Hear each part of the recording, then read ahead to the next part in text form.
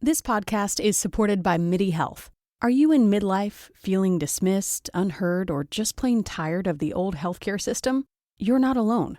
For too long, women's serious midlife health issues have been trivialized, ignored, and met with a just deal with it attitude. Many of us have been made to feel ashamed or forgotten. In fact, even today, 75% of women seeking care for menopause and perimenopause issues are left entirely untreated. But here's the powerful truth. It's time for a change. It's time for MIDI. MIDI is not just a healthcare provider. It's a women's telehealth clinic founded and supported by world-class leaders in women's health. What sets MIDI apart? We are the only women's telehealth brand covered by major insurance companies, making high-quality, expert care accessible and affordable for all women everywhere.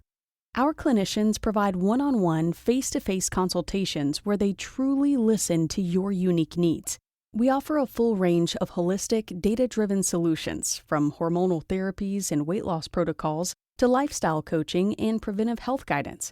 This isn't a one-size-fits-all care. This is care uniquely tailored for you. At MIDI, you will join our patients who feel seen, heard, and prioritized. You will find that our mission is clear: to help all women thrive in midlife, giving them access to the health care they deserve. Because we believe midlife isn't the middle at all. It's just the beginning of your second act. Ready to feel your best and write your second act script? Visit joinmidi.com today to book your personalized, insurance-covered virtual visit. That's joinmidi.com. MIDI, the care women deserve. Oh yeah, look at my life. Hey now, hey now, yeah. Hey now. Oh yeah, look at my life out here on the road. Oh yeah, look at my life. Hey now, yeah. Oh yeah, look at my life out here on the road. Hi, friends. I want to welcome you to this special edition of Scott Fox After 9. Today, I've got a very special guest, and it's continuing along a theme that I've been following for the last number of weeks. I'm talking about speed enforcement cameras. So I'm going to bring in a Liberal Member of Provincial Parliament, Rob Cerjanec. Did I say that right, Rob? You got that right, Scott. Nice to be here. It's really great to have you on. Speed enforcement cameras are something that has come up a lot lately, and for the simple reason that a lot of people got tickets recently, and they're not too happy about it. And the province has now come out and said, we're going to get rid of these speed enforcement cameras. But your job is to sit across the legislature from Premier Ford and oppose things like this and to try and poke some holes in the argument. So I want to understand where you're coming from in why you support speed enforcement cameras. It's not just about opposing or poking holes into what the Premier is saying. You mentioned that people are upset with getting tickets, and you know what? I hear them on that. The examples of somebody getting a ticket of 2 or 3 kilometers an hour over, that's ridiculous. At the end of the day, you shouldn't be getting a ticket if you're that little over the speed limit. But it's about making public policy better. It's about making the decisions that government makes better and more responsive to what's going on within society and public. So that's why I'm very happy to talk to you about speed cameras in school zones today. Okay. Do you think they should be restricted 100% to school zones? Because there's a lot of them in questionable areas where there don't seem to be any schools or homes around there. Yeah, I think you're right. In some municipalities, I agree with the Premier. I've used this as a cash grab. So when I hear people talk to me about that, I understand that. I sympathize with that. If we go back, 30 plus years in Ontario, we had photo radar on highways, and a different government came in and took them out. And I don't really think a government was ever going to bring in photo radars on highway again. We all go over the speed limit every now and then.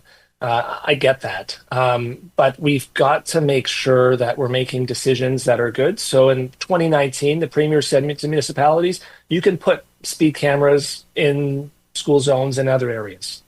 I think we should restrict that to school zones. I think we should look at senior safety zones.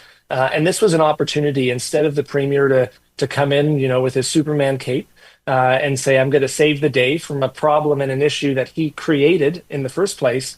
He could have actually taken a step back, listened to the Ontario Association of the Chiefs of Police, listened to the municipalities in Ontario as well, whose authority that they gave to put in speed cameras, and done some consultation and listened to everybody to make sure that it works a lot better. So at first glance, school zones make sense, maybe senior safety zones as well, because we're dealing with vulnerable road users at the end of the day. But there's some roads that are arterial roads. Should a speed camera be on it? No, I don't think it should be. Okay. Do you think the use of speed cameras should be time limited, only during specific hours? Or is it just across the board, if you're speeding through a neighborhood, you deserve a ticket? Yeah. I think that's a reasonable position. I think it's something that the government should be considering. And that's why if they did a consultation, if they listened to everyone and then came up with some reasonable changes to the regulations that they put into place, I don't think we'd necessarily be having this conversation right now. It feels like the premier wanted to fly in with his Superman cape and say, I'm saving the day. Well, I'm sure that the premier might disagree a little bit on your assessment in that you say municipalities want them. Not all of them do, though, in fairness. And is that okay if a municipality doesn't want to have these on their borders? I think that's fine, and that's their choice. I think sometimes we see with this provincial government, they tend to meddle a little bit more than typical in the affairs of municipalities. That's why we elect local councils. That's why we elect mayors to make decisions. And you know what? If you don't like the decision that the local council's making or the mayor, vote them out and vote new people in. Okay, and I understand what you're saying, and certainly that is a pillar of democracy. But one thing I want to understand is how we got to this point, because it seems like these cameras kind of came out of nowhere, and people started getting tickets, and there's not even an option to fight them in most cases. So it seems very arbitrary in how this was laid out by the municipalities, and I do believe that the blame falls on them for a lot of the anger. While the province did authorize it, it seems like some of the municipalities have gone a little too far in putting these things in, and people don't feel like they have a voice. So I think generally speaking, that's where a lot of the praise for Premier Ford is coming from, because they were rammed down people's throats with no consultation from the municipalities either. I think that approach varied from municipality to municipality. I represent the town of Ajax. So here in Ajax, we have 3 speed cameras and there's more than 30 school zones within Ajax. And they move those 3 school cameras only within school zones, every month because they hear from residents that are in that neighborhood concerned about cars speeding by the school. They hear from parents during pickup and drop-off time or other parts of the school day about cars speeding through those school areas. So that's the approach the town of Ajax has taken, which I think is a very reasonable approach. I would say more reasonable than most municipalities. But at the end of the day, the province put in the rules. They said, here is the canvas that you can operate within. And they could have actually now restricted that, and they didn't. So you've got some municipalities, like Brampton, for example, that I think they've spent $50 million on speed cameras and the system and the back end that they need to do that. And they're concerned about this knee-jerk decision by the government. Typically, you see Patrick Brown and the premier get along very well. I think Patrick Brown's been a little quiet on this one.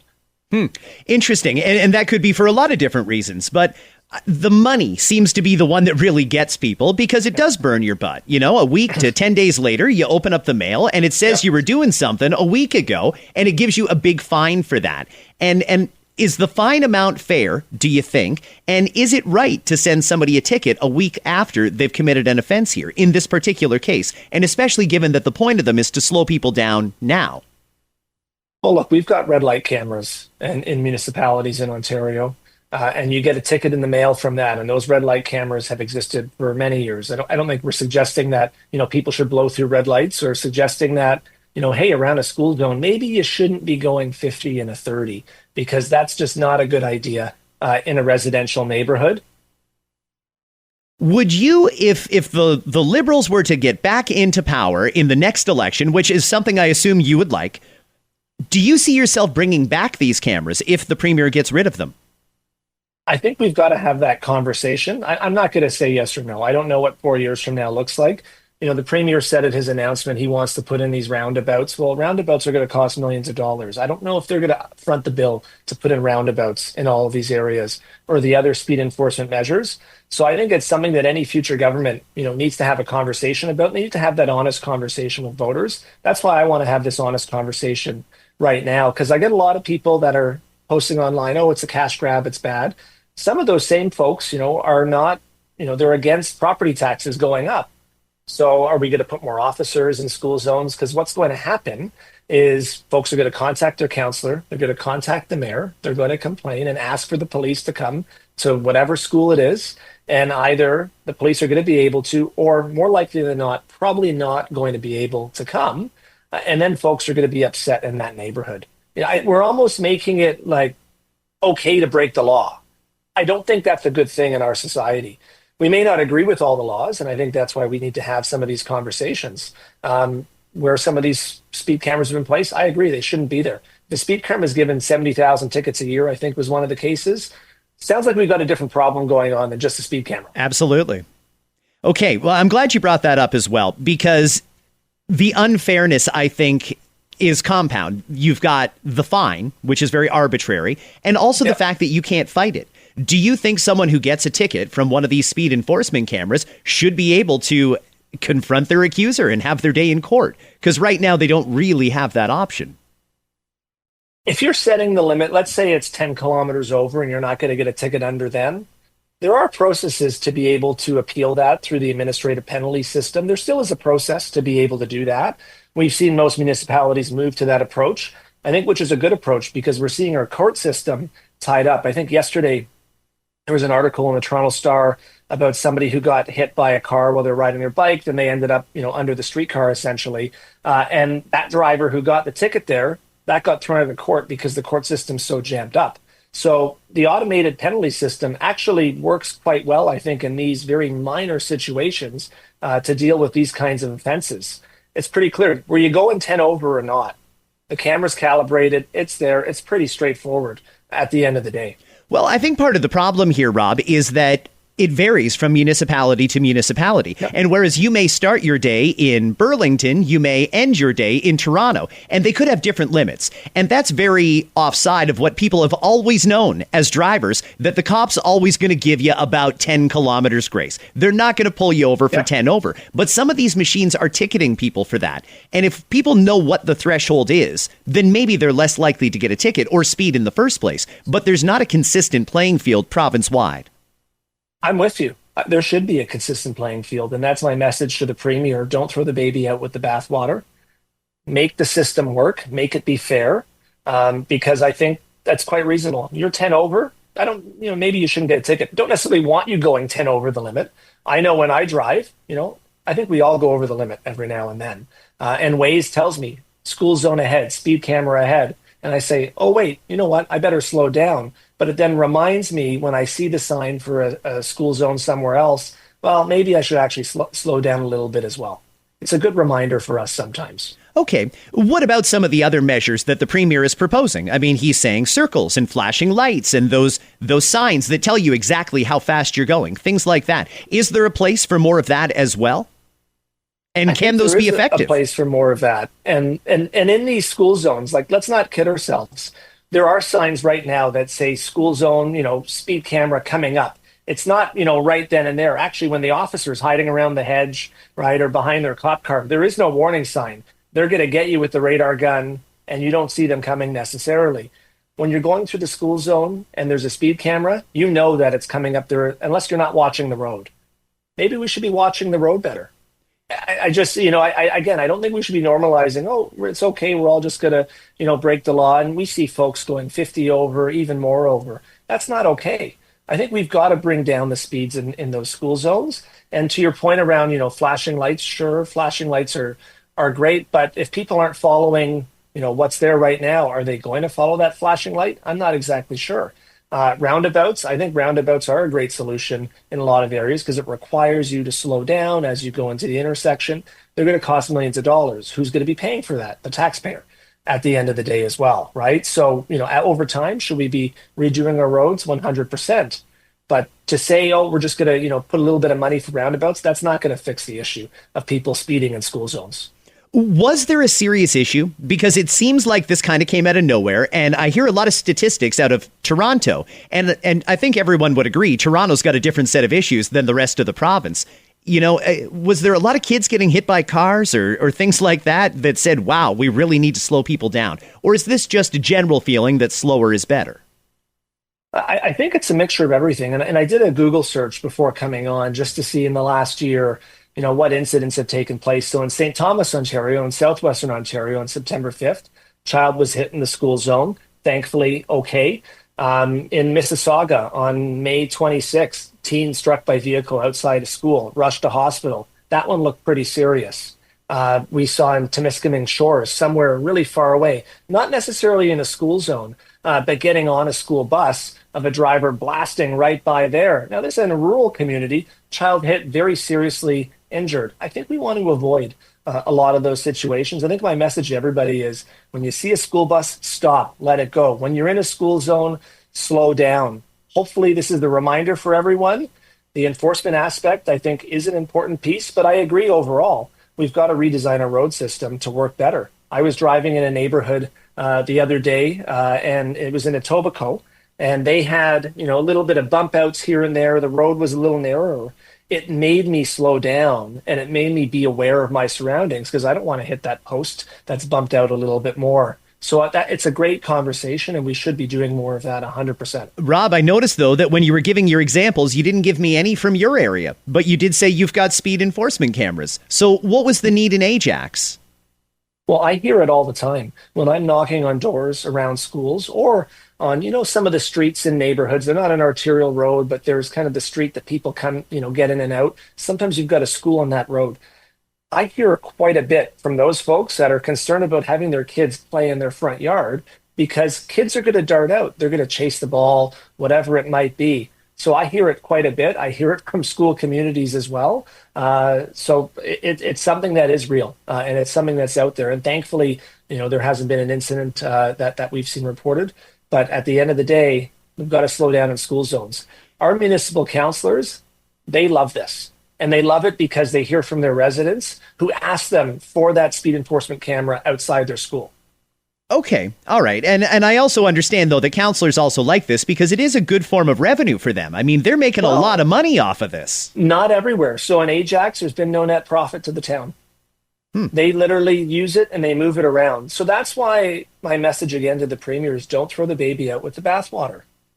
Come up with regulations to make it work that understand some of the investment that municipalities put in, millions of dollars of our tax dollars in whichever municipality it is, and make the system work better to be more fair. I think that's a good thing at the end of the day. Do you think if the province created a blanket set of rules, time of use, thresholds for how fast somebody can go, do you think that if the province sets out the framework and specifies they can only be used in community safety zones, the mayors would accept that? Or are they just going to push back against the premier no matter what? I mean, I would say to those mayors, you should accept that at the end of the day. Let's be reasonable. Let's make good decisions. And if you do get some revenue from this, it should be directed towards transportation safety improvements, not going into general revenue. Okay. One last question on this particular topic is, what responsibility do pedestrians have in all of this? I mean, if there's a crisis happening here or we really need to slow people down because of near misses or actual collisions, I mean, cars weren't driving on the sidewalk. So clearly this was someone on the road. How do we overcome that so that everybody is going toward the same goal? Road safety is everyone's responsibility.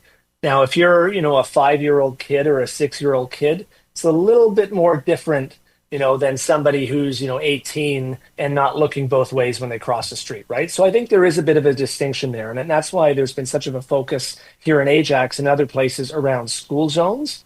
We know now that folks are using those e-scooters going around. And we know there's been a huge uptick in ER visits by folks using those e-scooters because they're using them on sidewalks. They're using them in places that maybe you shouldn't be using them. And drivers aren't looking for that as well. So at the end of the day, road safety really is everyone's responsibility. Drivers should slow down. Be aware when you're in a school zone. It's common sense, right? When people are talking about a tax grab on a big arterial road, different story. School zone, let's keep our kids safe. Sick kids, they've been saying, it's going to help keep our kids safe. Municipalities are saying that. The chiefs of police are supporting the use of speed cameras in these areas as well, because it means their officers can go after the bad guys. They can go after the criminals as opposed to having to be deployed to a school zone to ticket drivers. Okay. All right. Listen, I thought this was a really good discussion, and I know we could probably go on and on for a while on this, but I think we've touched on all the big topics. Can I ask you 2 more questions before you go?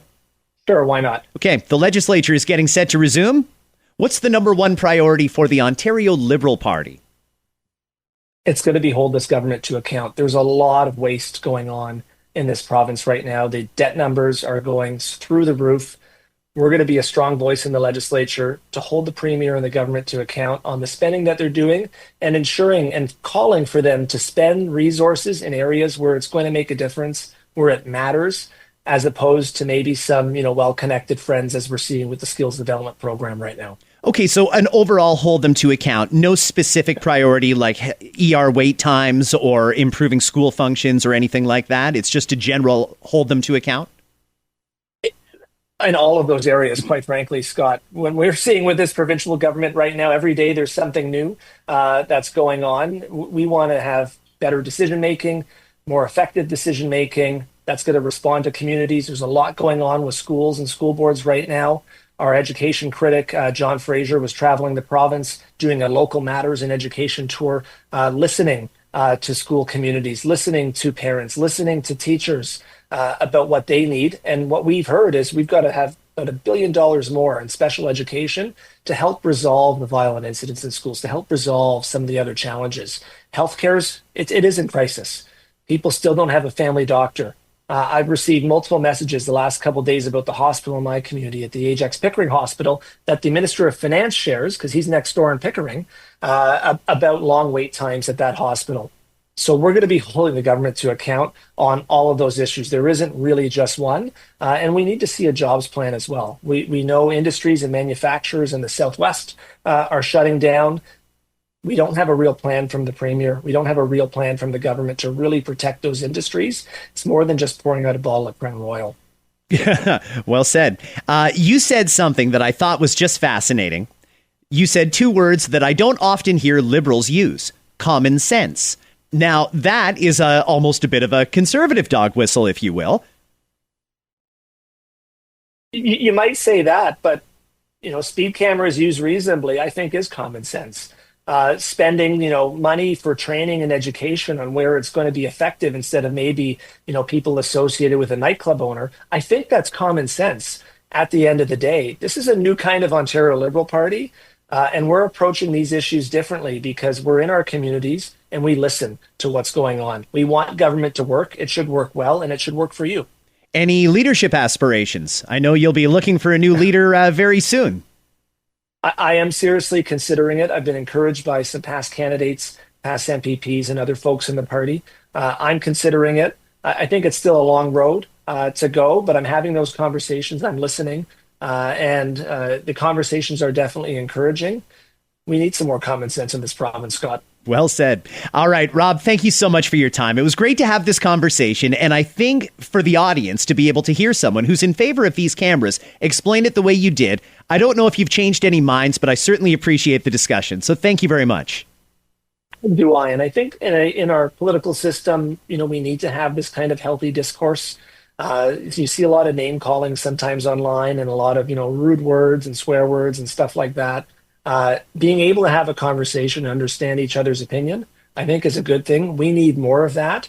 There isn't enough of that in the legislature, to be honest with you. Hopefully the Premier will heed our advice. Not quite sure if they will, but we're going to come up with solutions and also be critical when we need to be critical. But that doesn't mean be critical all the time. Well said. This is quite refreshing. Rob, thank you so much for your time. I appreciate this, and I know the audience does as well. Thanks, Scott. Thanks for having me. Happy to be back.